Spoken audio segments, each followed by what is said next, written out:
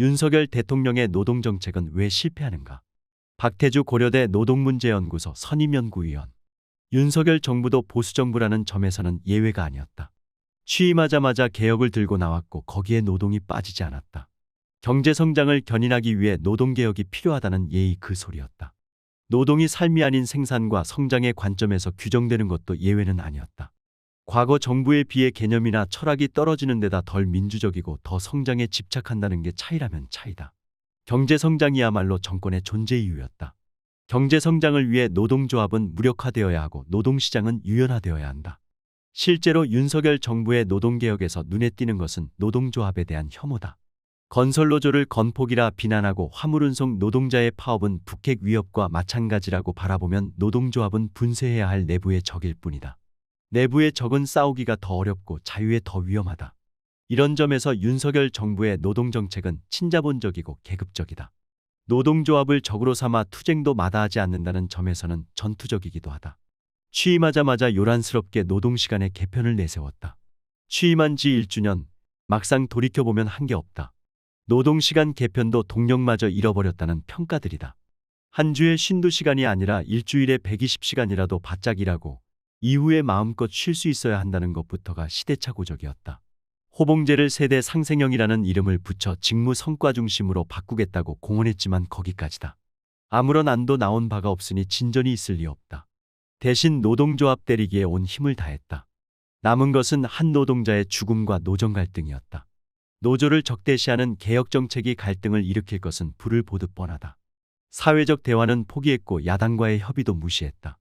노동시간을 개편하느라 고용노동부 장관은 MG노조를 2번씩이나 만났지만 양대 노총 청년노동자의 토론 요청은 끝내 거부했다. 대통령은 취임 1년이 지나도록 야당 대표나 원내대표를 만나지 않았다. 이는 소통의 부재를 넘어 투쟁의 정치가 자리를 잡고 있다는 사실을 말한다. 상대방을 경쟁자가 아니라 적으로 인식하는 순간 정치는 전쟁으로 바뀐다. 에너지를 죄다 동원하여 상대방을 분쇄해야 한다.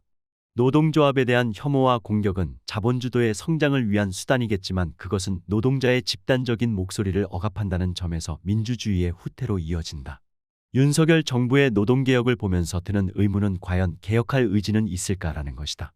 노동 문제는 이해관계가 날카롭게 부딪히는 영역이다. 이명박 박근혜 정부가 노동개혁을 위해 사회적 대화에 매달리고 법 개정을 위해 야당과 협의했던 이유다.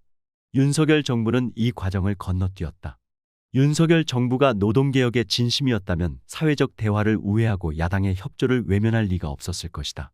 그렇다면 윤석열 정부가 노동개혁을 냈건 진짜 속내는 무엇이었을까? 실패가 예정된 경제사회 정책의 책임을 노조와 야당에게 떠넘기려는 수법. 아니면 사회를 통합하기는커녕 정치적으로 양극화시켜 자신들의 지지 기반을 다지는 것. 그래서 대통령이 나서서 사회 갈등을 키우고 있을까? 법치만 해도 그렇다. 노동조합이 생긴 이래 법의 이름으로 노동조합을 우리에 가두겠다는 권력자들의 로망은 늘 실패했다. 법치는 기존의 법으로 과거를 바라본다. 그것은 대화와 타협이라는 정치적 과정을 생략하고 선악의 잣대로 상대방을 굴복시키려 든다. 한마디로 법치는 노사관계에서 정치의 실종을 의미한다. 정치학자 박상우는 정치는 사회세력 사이의 갈등을 힘이 아닌 말로 푸는 것이라며 민주주의는 말의 힘과 설득의 방법이 우선인 체제라고 말한다. 법치를 빙자한 윤석열 정부의 노동개혁은 결국 자본을 대리한 노조 탄압이자 자본주도의 성장을 위한 길닦기에 지나지 않는다. 윤석열 대통령은 대한민국 1호 영업사원이 아니라 대한민국 자본의 1호 영업사원으로 자리매김한다. 바로 이 지점에서 정치권력과 경제권력의 결합이 이루어지면서 민주주의는 후퇴한다. 민주주의의 외형을 멀쩡히 유지하면서도 내용적으로는 정치 엘리트와 경제 엘리트가 결합하는 현상을 영국의 사회학자 콜린 크라우치는 포스트 민주주의라고 부른다.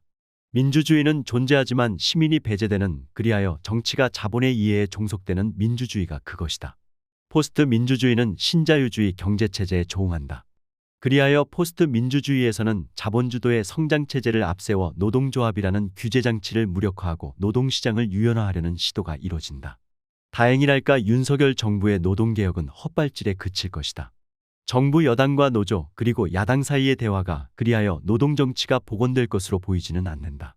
대통령의 낮은 지지도로는 개혁의 동력을 모으기도 어렵거니와 정치 시계는 대통령의 레임덕을 향해 달린다. 노동개혁이 좌절되면서 노사갈등은 노정갈등으로 대체될 것이다. 서로가 패자가 되는 싸움이겠지만 노조가 피할 수 있는 싸움은 아니다. 이때 힘의 관계를 결정짓고 여론의 동향을 좌우하는 것은 연대의 힘이다. 바다 밑에 섬들이 서로 연결되어 있듯이 노동도 사회와 연결되어 있다. 연대에서 열쇠말은 사회적이라는 단어다. 노동조합은 소수의 기득권 지키기에서 벗어나 자기 땅의 이방인이 된 비정규직이나 플랫폼 노동자와 하청 노동자들을 껴안아야 한다. 아래를 향한 연대가 그것이다. 연대는 기업과 노동 바깥의 사회적 의제를 내면화하면서 노조가 사회적 주체로 나서는 일도 포함한다. 연합은 친구가 아니라 경쟁자들 사이에서 이루어진다.